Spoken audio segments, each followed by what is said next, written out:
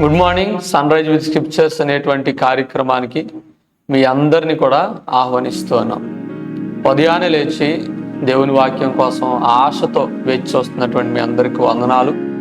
రోజంతట్లో మరి ఈ వాక్యాలు వింటూ మీరు బలపరచబడుతున్నారని దేవుని ఎంతగానో స్తుతిస్తూ ఉన్నాం. దేవుని వాక్యాన్ని మనం చదువుకుందాం. లోకాసు వార్త 10వ అధ్యాయము 33, 34 వచనాలు చదువుకుందాం. అయితే ఒక సమరయుడు ప్రయాణమైపోవచ్చు అతడు పడి ఉన్న చోటికి వచ్చి అతనిని చూచి అతని మీద జాలిపడి దగ్గరకు పోయి నూనెయు ద్రాక్షారసము పోసి అతని గాయములు కట్టి తన వాహనం మీద ఎక్కించి ఒక పూట కోళ్లవాని ఇంటికి తీసుకుని పోయి అతని పరామర్శించెను. పొరుగువాని ప్రేమించమని బైబిల్ చెప్తోంది. మంచి సమరయుని ప్రేమ, తనకు తెలియనటువంటి ఒక పొరుగు వ్యక్తి మీద మంచి సమరయుడు చూపించినటువంటి ప్రేమ గురించి మనందరికీ తెలుసు. యేసు ప్రభువారు ఎంత అద్భుతంగా మరి ఆ ప్రేమను గురించి చెప్తూ ఈ యొక్క చక్కటి ఉదాహరణను ఆయన మనకు అందించారో తెలుసు. ప్రేమించడం చాలా గొప్ప లక్షణం. ఎందుకంటే మన ప్రేమ ఇతరుల అవసరాలు, ఇతరుల బాధలు, ఇతరుల కష్టాలలో వారికి ఎంతో ఉపశమనం ఇచ్చేదిగా, వారికి ఎంతో ఆదరణ కలిగించేటువంటిదిగా ఉంటుంది.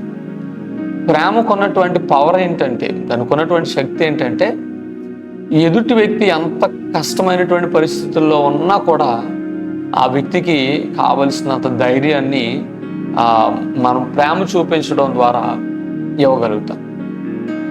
సో మ్యాగ్డీన్ అనేటువంటి వ్యక్తి Angel walking on the water అనేటువంటి ఒక పుస్తకంలో ఒక చక్కని ఉపమానాన్ని రాశాడు. ఒక మంచి దైవజనుడు, ఒక మంచి బోధకుడు, ఆయన తన దగ్గర శిష్యరకం చేస్తున్నటువంటి ఒక శిష్యుడు, ఒక యవనస్తుడు ఆ బోధకుని దగ్గరికి వచ్చి చాలా గట్టిగా అరుస్తూ ఇలా చెప్పాడంట, బోధకుడా నేను నిన్ను ప్రేమిస్తున్నాను, గురువుగారు, master, my teacher, I love you అని చెప్పాడంట. నేను మిమ్మల్ని ఎంతగానో ప్రేమిస్తున్నానండి అని చెప్పాడు. దానికి స్పందనగా ఆయన అన్నాడు, నన్నేం బాధిస్తుందో నీకు తెలుసా అని అడిగాడు. ఈ యవనస్తుడికి ఏం అర్థం కాలే. ఇదేంటి నేను ఒకటి చెప్తే ఇంకొకటి చెప్తున్నాడు అని అనుకున్నాడు. వెంటనే యవనస్తుడు కొంత తేరుకుని అడిగాడు, అయ్యా నేను మిమ్మల్ని ప్రేమిస్తున్నాను అని చెప్తున్నాను మీకు, కానీ మీరేంటి మరలా ఏదో అడుగుతున్నారు, అసలు సందర్భం లేకుండా మీరు మాట్లాడుతున్నారు ఏంటి అని అడిగారు. మరలా వెంటనే ఆయన అన్నాడు, నన్ను ఏమి ఇబ్బంది పెడుతుందో నీకు తెలుసా అని అడిగాడు. ఆ వ్యక్తి ఏం మాట్లాడలేకపోయాడు. అప్పుడు ఆయన అన్నాడంట బోధకుడు, నన్ను ఏమి ఇబ్బంది పెడుతుందో నీకు తెలియకుండా నువ్వు నన్ను ఎలా ప్రేమించగలుగుతున్నావు? నన్ను నువ్వు నిజంగా ప్రేమించేవాడు అయితే నాకు ఇబ్బంది కలిగించేటువంటి విషయం ఏంటో నువ్వు ఎరిగి ఉంటావు అని చెప్పాడు. నిజమే, అద్భుతం కదా. మనం ఎవరినైతే ప్రేమిస్తున్నామని చెప్పుకుంటున్నామో వారు ఎలాంటి ఇబ్బందుల్లో, ఎలాంటి పరిస్థితుల్లో ఉన్నారో మనకు తెలియకపోవడం మనం ఎలా ప్రేమించడం అవుతుంది? యేసుక్రీస్తు ప్రభువారు ఈ లోకంలో ఉన్నప్పుడు ఆయన అనేక మందిని ప్రేమించాడు కనుక వారి బాధల్లో, వారి కష్టాల్లో, వారి రోగాల్లో వారిని విడుదల కలుగజేసి వారికి ఆ కష్టాల నుండి బయటికి తీసుకొచ్చి వారిని ఎంతగానో ఒక అద్భుతమైనటువంటి రీతిలో స్వేచ్ఛనిచ్చినటువంటి వాడు, జీవితాలను బాగు చేసినటువంటి వాడు. ఎందుకంటే ఆయన వారిని ప్రేమించాడు కనుక. మనము ఇతరులను ప్రేమిస్తున్నాం అని చెప్పుకుంటున్నాం, కానీ వారి కష్టాల్లో, వారి అవసరతల్లో వారిని మనం గుర్తించగలుగుతున్నామా? మంచి సమరయుడు గురించి చక్కని మాట, ఒక 3 మాటలు నేను చెప్తాను. ఈ 10వ అధ్యాయంలోనే 33, 34 వచనాల్లో మనం చూసినట్లయితే ఇక్కడ అంటున్నాడు, సమరయుడు అతని గాయములు కట్టి అనే మాట మనం చూస్తాం.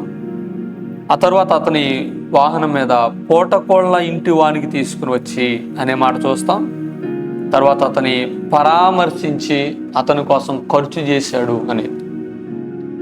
చూడండి, అతని గాయాలు కట్టాడు, పూటకోళ్ల వాని ఇంటికి తీసుకెళ్ళాడు, అతని పరామర్శించి అతనికి కావలసిన ఖర్చు ఇచ్చాడు. ఎంత అంటే చూడండి, అతనికి ఏం కావాలో, వాట్ హీ నీడ్స్, అతడు ఏ విషయంలో ఇబ్బందికరమైనటువంటి పరిస్థితుల్లో ఉన్నాడు, అతని అవసరతను గుర్తెరిగాడు.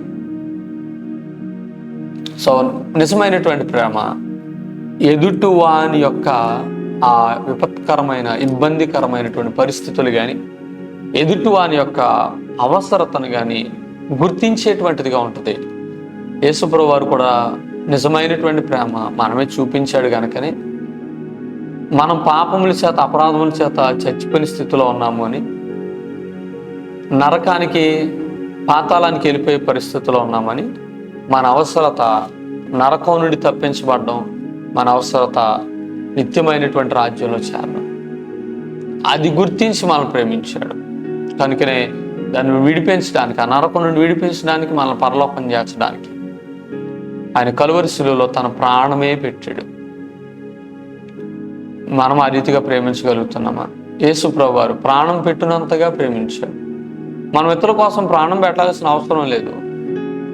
బట్ ఎవరినైతే ప్రేమిస్తామని చెప్పుకుంటున్నామో వారికి కనీస అవసరత మనం తీర్చేవారుగా ఉండాలి.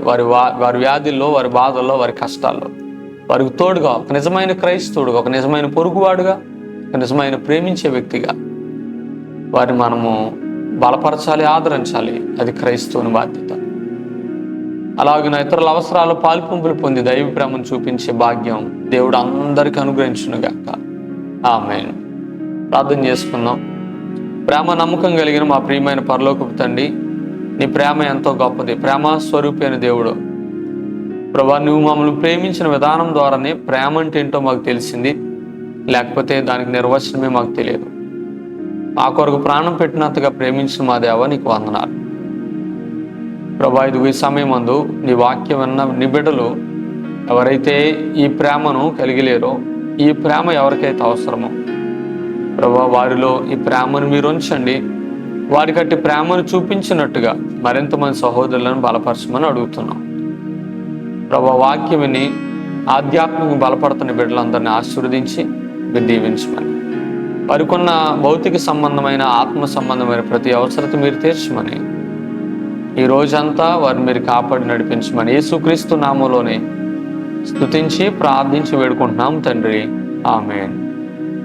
మంచిది. దేవుడు మిమ్మల్ని, మీ కుటుంబాలను దీవించి ఆశీర్వదించునుగాక. ఆమేన్.